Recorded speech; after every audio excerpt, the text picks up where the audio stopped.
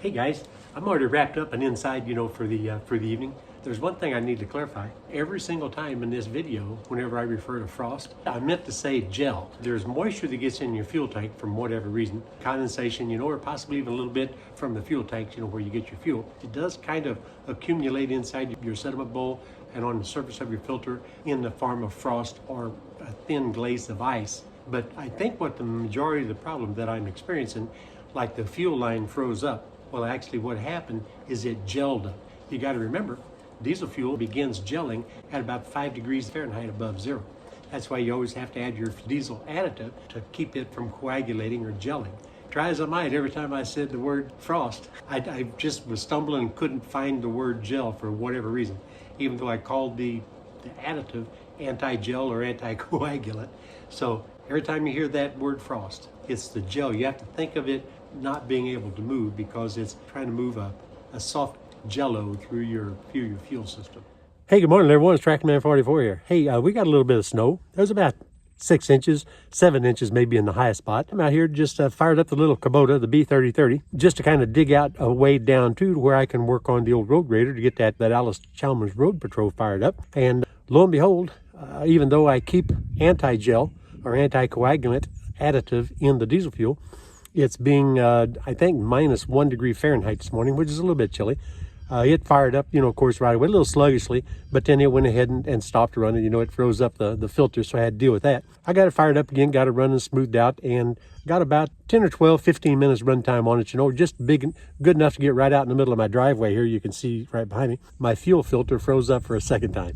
But, no matter how well you're prepared, whenever old Mother Nature wants to mess with you, by golly, she's going to mess with you. But I was really planning on firing up that old Allis if I could get her to turn over, kind of like get out there and move a little bit of snow with it. As luck would have it, don't have a fuel filter, so I had to go ahead and take that, thaw it out, dump some gas in it, and sloshed around with gas, blew the gas out of it, did it a couple of times, and then set it in the little container full of diesel fuel to re-soak it full of diesel fuel and put it on. However, I found out that my fuel line coming out of the tank is actually plugged up, that little fuel line, so I had to take the air compressor and blow backwards through the fuel line to blow that blockage up into the tank and let the treatment up in there go ahead and take care of that. In the meantime, my son-in-law got his L3301 up, and then that old 1970 Ford blade, I think it's a 6-foot blade, because it's so much heavier, it does a lot better job.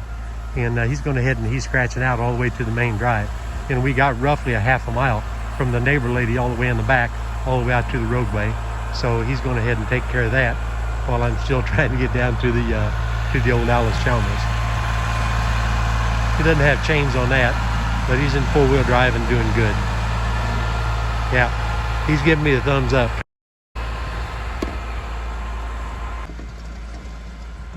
You can tell he's got her cocked off to the side about 30 degrees or something like that. Second hole, he's just shifting it off to the side. Now, I had to blow the line backwards, blow that up into the tank. And once I did that, of course, it freed itself up and went ahead and filled up the fuel filter and come all the way up into here where it's going to go into the injector pump. But now I've got to bleed it simply because it's run completely out of fuel. If you take a look here on these newer Kubotas, right behind this linkage right here, you see this looks like about a 12mm nut right here. On these newer tractors, that is almost always your common bleed port for all the cylinders. Now the old ones, like my case, 580 case, my 4500 Ford, all of those, you have to bleed the individual injectors. But when you bleed the injectors, you have to make sure that the engine doesn't start up. So you have to hold your stop in the bypass position so that the fuel bypasses and doesn't try to start the engine, but it will allow you to bleed the injectors one at a time in that particular case. This case here is really nice because do this, turn it on, crack this, and then it'll go ahead and purge the air, and then it'll start spitting, and then you'll finally get a full flow of fuel, and then you can turn loose of it, tighten this down, and it'll be ready to go. And when it starts, it will start a little rough, but it'll idle out then in just a few short minutes. I was wrong, that was actually a 14mm nut right there. So anyway, go ahead and crack that loose. You can crack it loose just a little bit, not a crazy amount, but just enough. Pull your stop, and then crank the engine over.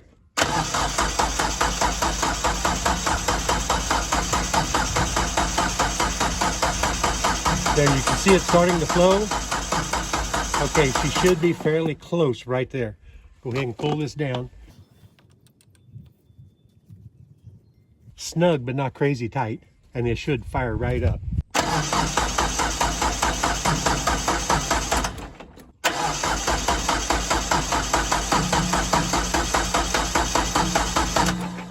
Okay, now let me tell y'all what I just did. You saw me bleed where you normally bleed the injectors. Got a good full flow and everything out. Nothing, it did not start, would not start.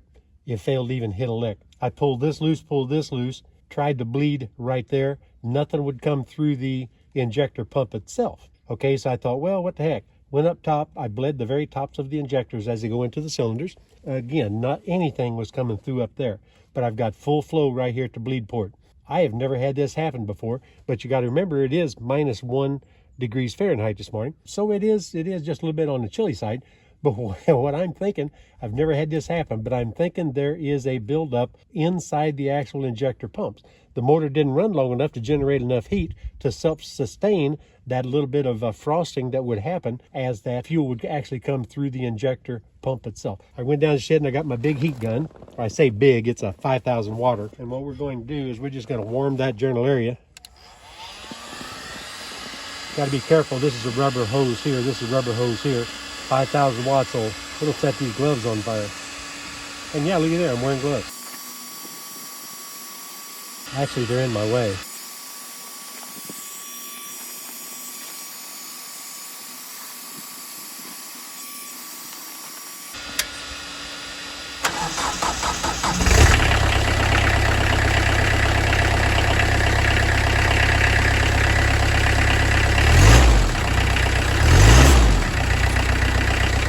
Well, at least we turned something good out of the morning. I've never had an injector pump freeze internally like that. It took that much with the heat gun, but it would not pass through. There was nothing I could do to get it passed through. You saw me crank and crank, never hit a lick, never bled a drop at the injectors themselves or at the outlet of the pump. It was at the inlet, not at the outlet. It's got to be stopped in the middle. And it's cold enough to where, by golly, that's got to be what it was. You saw it right there.